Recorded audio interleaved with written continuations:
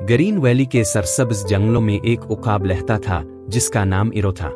इसकी 6 बीवियां थीं, खूबसूरत बागात और दौलत थी, मगर एक दुख हमेशा इसे सताता था, इसके यहाँ कोई औलाद ना थी। दोस्त काजू, मैंने 6 बार शादी की सिर्फ औलाद की खातिर, मगर किस्मत ने मुझे ये खुशी कभी नहीं दी। ये दौलत किस काम की जब कोई वारिस ही ना हो। काजो, जो एक चालाक कौवा था, ने कहा, इरो, तुम्हारा दुख सच्चा है, मगर एक उम्मीद है। पहाड़ों की चोटी पर एक मंदिर है। कहते हैं जो सच्चे दिल से दुआ करता है इसकी मुराद जरूर पूरी होती है। अगली सुबह इरो उम्मीद से भरकर मंदिर की तरफ रवाना हुआ। वहां दुआएं मांगने के बाद वापसी पर गर्मी की शिद्दत से निहाल हो गया। कितनी प्यास लगी है, काश कहीं पानी मिल जाए। आगे जाकर इससे एक खूबसूरत तालाब नजर आया, लेकिन वहां एक खूबसूरत मादा उकाब नहा रही थी। इसका नाम नीना था। क्या तुम्हें नजर नहीं आता कोई नहा रहा है? ऐसे बेशर्मी से अंदर चले आए। मुआफ करना, इरो ने माजरत की, मुझे सिर्फ पानी चाहिए था। नीना ने तालाब के किनारे की तरफ इशारा किया। उधर पियो, ये नहाने की जगह है। लगता है तुम इस जंगल के नहीं हो। हाँ, मैं ग्रीन वैली से आया हो, पानी तक पहुंचने में मदद करो। रास्ते में बातें करते करते इरो को नीना पसंद आ गई। नीना, मुझे तुम बहुत अच्छी लगती हो, मैं तुमसे शादी करना चाहता हो। मुझे भी तुम पसंद आए हो, इरो। पहली नजर में ही नीना ने शर्माते हुए कहा। नीना ने इरो को अपने घर ले जाया, जहां सिर्फ इसकी सौतेली माँ रहती थी। हैरत की बात यह कि वो फौरन मान गई। ले जाओ इसे, कब से इंतजार कर रही हूं कि कोई आकर इस मनहूस को ले जाए। शादी के बाद इरो नीना को अपने घर लाया। जब 6 बीवियों ने नीना को देखा तो हैरत ज़दा रह गईं।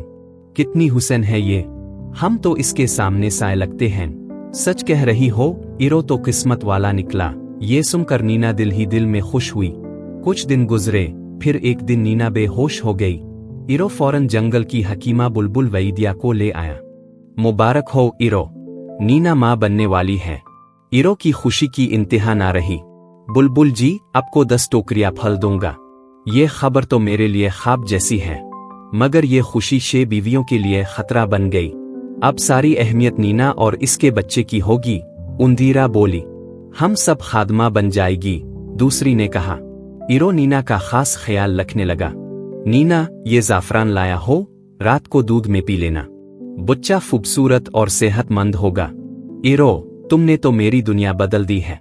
मेरी सौतेली माँ ने कभी मोहब्बत ना दी। अब वो वक्त खत्म हो चुका है। तुम मेरी बीवी हो, अब कोई दुख तुम्हें नहीं पहुंचा सकता। एक रात उंदीरा ने ये सब बातें सुन ले और अंदर दाखिल हुई। नीना की खिदमत में भी करूंगी, आखिरकार मैं बड़ी माँ बनूंगी। बिल्कुल उंदीरा, सब तुम्हारे ही हाथ में है, इरो ने कहा। इसी रात काजू दौड़ता हुआ आया। इरो, चूर तुम्हारे बाग में घुस आए हैं। जल्दी चुल्लू, सब कुछ तबाह हो जाएगा। इरो काजू के साथ चला गया। उधर नीना को दर्द से शुरू हुआ। तन्हा, कमजोर, इसने 7 अंडे दिए और निहाल हो गई। 6 बीवियों ने मौका गनीमत जाना।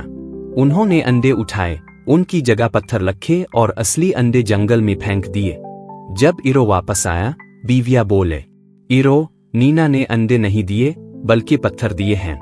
इरो गम से निहाल हो गया। नहीं, ये कैसे हो सकता है? कुदरत मुझ पर इतनी जालिम क्यों? नीना रो पड़ी। वो जानती थी कुछ गलत हुआ है, मगर कोई सबूत ना था। चंद दिन बाद नीना ने इरो से कहा, इरो, मेरा दिल कहता है मेरे बच्चे जिंदा हैं। मैं यहाँ नहीं रह सकती। अगर तुम्हें सुकून मिले तो जरूर जाओ, इरो ने नरमी से कहा। नीना चलते चलते एक कुनवे के पास पहुंची।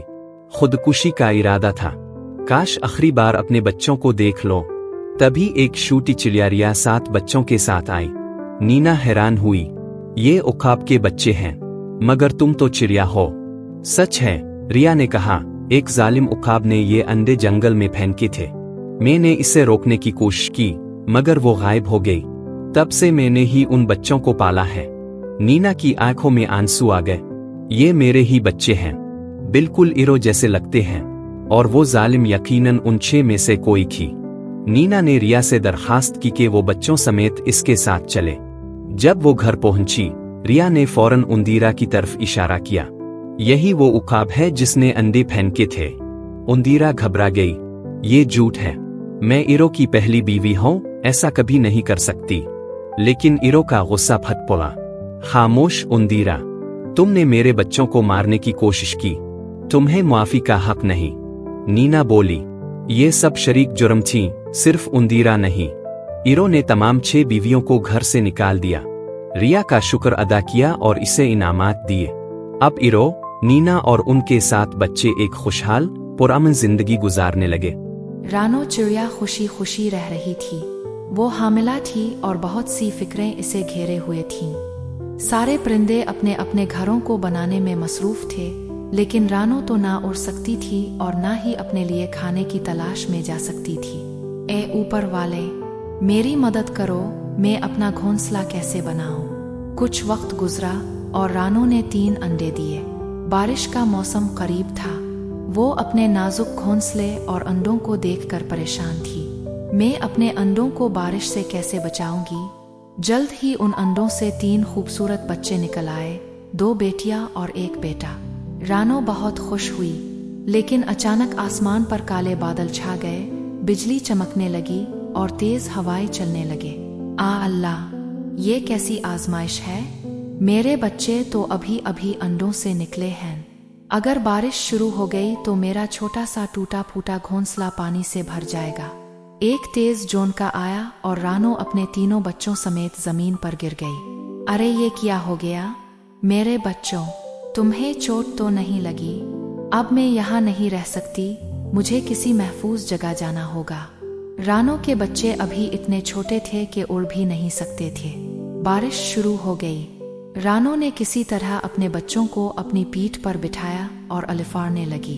बारिश में उड़ना बहुत मुश्किल था, लेकिन फिर इसे एक पुराना चील का घोंसला नजर आया। वो फौरन वहां जा पहुंची। मेरे बच्चों, थोड़ा आराम कर लो, कम अज कम यहाँ हम बारिश से बच गए हैं। दूसरी तरफ कालू और गोरी कौवे का घोंसला भी टूट गया था। गोरी, तेज हुआ से हमारा घर उड़ गया है, अब कहाँ जाएंगे? चील का पुराना घोंसला खाली पड़ा है, वहीं चलते हैं। अगर कोई पहले से वहां है तो हम इसे डरा कर भगा देंगे। रानो अपने बच्चों के साथ आराम से बैठी थी जब वो दोनों कौवे वहां पहुंचे। ये कौवे यहाँ कैसे आ गए? अरे छोटी चिड़िया, तुम कौन हो? हमारे घर में आने की हिम्मत कैसे हुई? ये देखो, छोटे छोटे 3 बच्चे हैं। आज तो दावत होगी। हाँ, उन्हें भून कर खाएंगे, मजे से मुसालहा लगाकर। ये सुनकर रानो कांपने लगी। नहीं कालू भाई, गोरी बहन, मेरे बच्चों को मत खाना, वो आज ही पैदा हुए हैं। अब जो कहेंगे मैं करूंगी, बस मेरे बच्चों को छोड़ दें। ठीक है, अगर ताव चाहती है कि तेरे बच्चे बच जाएं, तो हमारे लिए खाना ला। अगर देर हुई तो हम उन्हें खा जाएंगे। ठीक है, मैं खाना ले आती हूँ, बस तब तक मेरे बच्चों को कुछ ना कहना। लेकिन रानो खाना लेने नहीं गई। वो सीधी चील के पास गई। चील बहन, मेरी मदद करो। बारिश की वजह से मैं अब के पुराने घोंसले में पनाह लेने आई थी और अब जंगल के शरीर कौवे मेरे बच्चों को खाने का इरादा रखते हैं। फिक्र ना करो रानो, ऐसे बारे परिंदे ज्यादा देर जंगल में नहीं रहते। आओ, मैं तुम्हारे साथ चलती हूँ। चील और रानो दोनों वापस घोंसले की तरफ आए।